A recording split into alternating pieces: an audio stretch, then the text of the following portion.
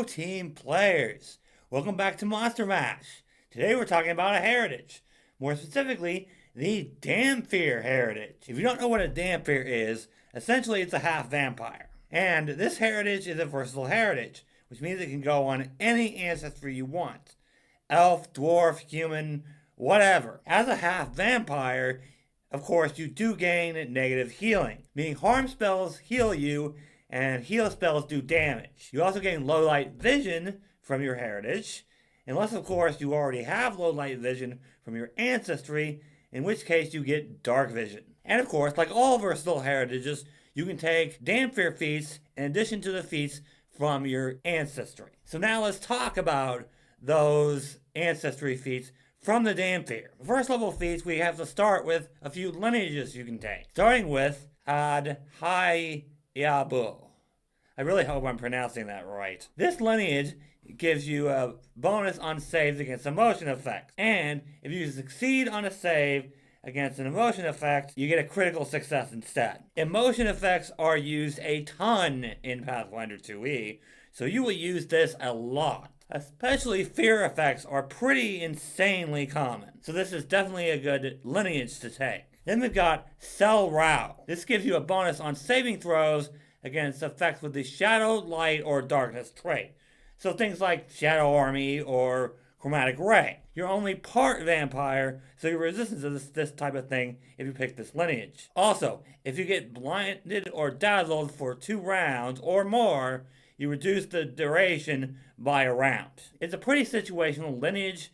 You're not going to use this near as much as you think. Then we have Rushi. You're trained in society, and you gain the Eye for Numbers feat. This is a pretty basic lineage feat. Can be useful in some campaigns, but you're otherwise going to want to pick something else. For the next heritage, we have Striveka. This gives you a bonus on perception checks to sense motive and to perception DCs against people trying to lie to you. It can be very useful in a lot of campaigns, especially ones where you have to work with bad guys. It's a pretty good lineage. And our last lineage is Feats.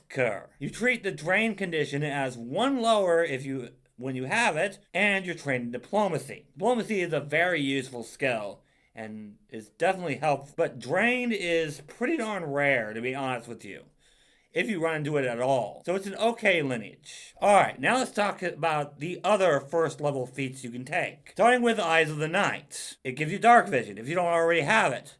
So this is effectively for halfling Dhampirs, because they don't have low light to begin with, or even dark vision. So you'll get low light from your heritage, but this will give you dark vision. And of course, can't be a half vampire if you don't have fangs. So, with vampire fangs, they deal 1d6 damage and have the grapple trait, so you can grapple people with them. Next we have Nocturnal Charm, which gives you a bonus on deception checks to lie, diplomacy to gather information, and diplomacy to make an impression. It's a very good out-of-combat feat. Even if you aren't a character that lies all the time, you're going to use gather information and make an impression a lot, especially in non-combat focused campaigns. You must be at least 100 years old to take Old Soul, but you gain trained proficiency in 2 skills, which is absolutely insane. Just any 2 skills you want. It's a very versatile feat,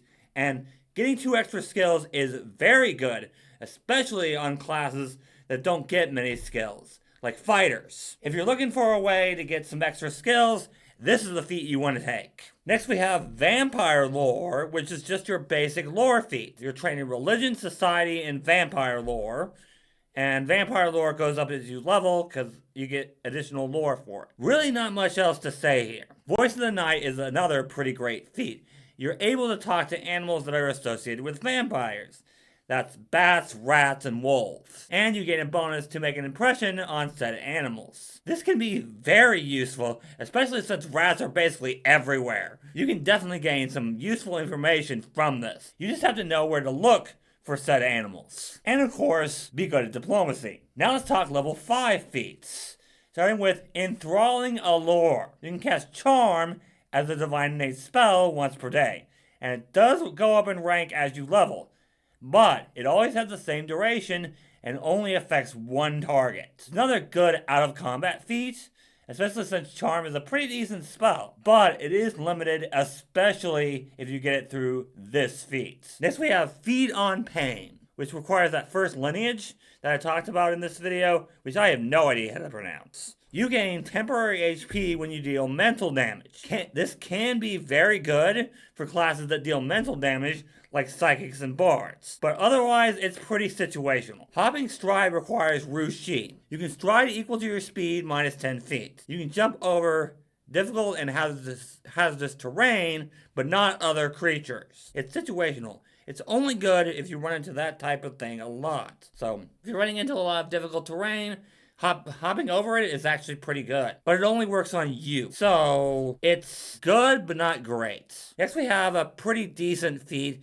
called Necromantic Physiology. You get a bonus on saves against diseases, and successes equal critical successes against diseases. And if you have something like the Fighter's Battle Hardened class feature, you can no longer critically fail against diseases. It's an okay feat. If you run into a lot of diseases, this is good. But diseases are actually pretty rare, so you're probably better off picking something else. Next we have Taste Blood, which requires any lineage with the Drink Blood ability attached, which is basically all of them. I think there's only like 1 or 2 that don't have that attached. When you use Drink Blood, you can gain temporary HP, and the target makes a Fortitude save. On a failure, they're drained 1. You can only use this ability if you use your fangs to damage the target, or the target is restrained or unconscious, and you did slashing or piercing damage to them recently. You can also use this on a willing target, but I don't know who would want to go drained 1 so you can get temporary HP. So you're going to use this on enemies. And it's only really good if you got that Fangs unarmed attack. Otherwise, you don't want to take this. Next we have Undead Companion. It makes your animal companion or familiar undead. It gains the undead trait and negative healing, but it otherwise functions as normal. Really not much else to say here, just if you want an undead animal companion or familiar, this is how you do it. And finally, we have Undead Slayer. You gain a bonus to damage against undead creatures, and even more against vampires. It's situational, but can be good in campaigns with a lot of undead. And there are definitely some adventure paths that are like that. So, could be good, could be completely useless to you. Depends on your campaign. Now let's talk about level 9 feats, starting with Bloodletting Fangs. Your fangs now deal persistent bleed damage on a hit. Decent, but not great. I mean, if you like biting people with your fangs, this is an upgrade to that. But I don't think that persistent bleed damage is really all that useful, to be honest with you. And it doesn't work on everything, so, there's that too. But if you like to be somewhat like a full vampire, this is the feat you want to take. Next we have Night Magic. You can cast Animal Form and Mist as innate spells. However, for Animal Form, you can only transform into a wolf, which uses the stats of a canine. Mist can be incredibly useful for getting out of sticky situations. But Animal Form, especially this one, is extremely limited. So, not great. But I would take this just to get Mist, to be honest with you. Just because Mist is such a good spell for getting out of those sticky situations. And remember, you get it even if you're not a spellcaster. So, that's pretty cool. Next we have Slip into Shadow.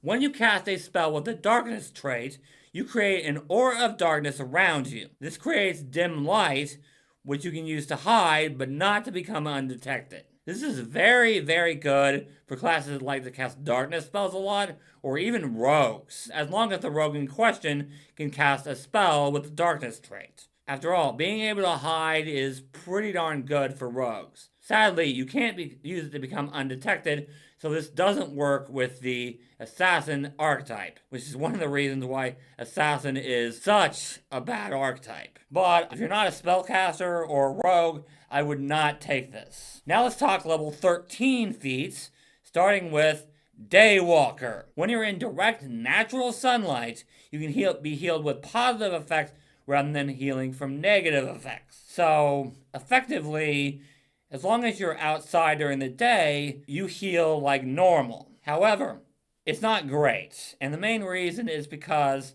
a lot of times dungeons are indoors, which means that you're not going to use this feat near as often as you think, because you won't be in natural direct sunlight very much in most campaigns, sadly. But this is a good way to heal before you go into a dungeon, if you're outside, or for random outside encounters. But even if you have this feat, I would still recommend you having someone in your party that can do negative healing, or at least an alchemist with elixirs of life.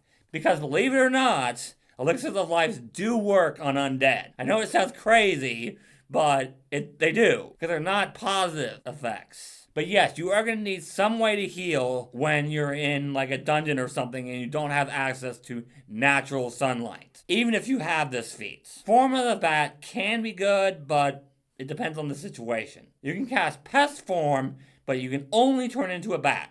It can be useful for scouting or getting out of sticky situations, but it's kind of risky because your stats aren't good. But it's a little less risky than turning into a rat or something, because you can at least fly. So you can fly out of range of melee enemies, but you still have to worry about ranged enemies. And now we're finally at level 17 feats with Symphony of Blood. You can cast Vampiric Insanguination as an innate spell. So you can do good void damage in a 30-foot cone and gain temporary HP.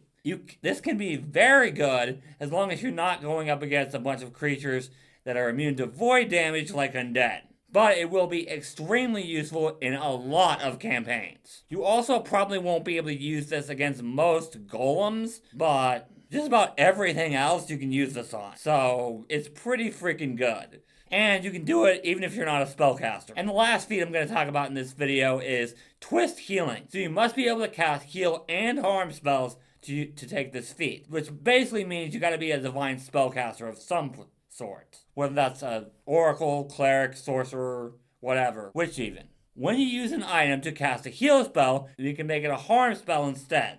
This is essentially so that you can use healing items on yourself, but you can also use it to harm enemies too, which makes healing items very versatile. But remember, elixirs of life and potions do work on you even without this feat. This is mainly for like wands and scrolls. And that's it for the Dhampir. If you guys enjoyed this video, leave a like and leave a comment either here or on my Discord server. Let me know what you guys think of the Dhampir. If you're excited for the rest of Monster Mash, you'll want to subscribe to this channel and 20-Sided Adventures channel, because we'll both be covering this type of thing throughout the month of October.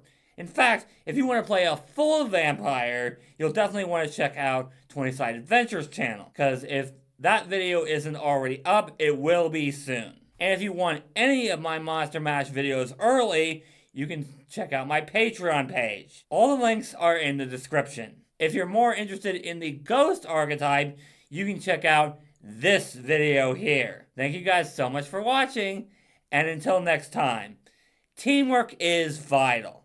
It helps us solve problems.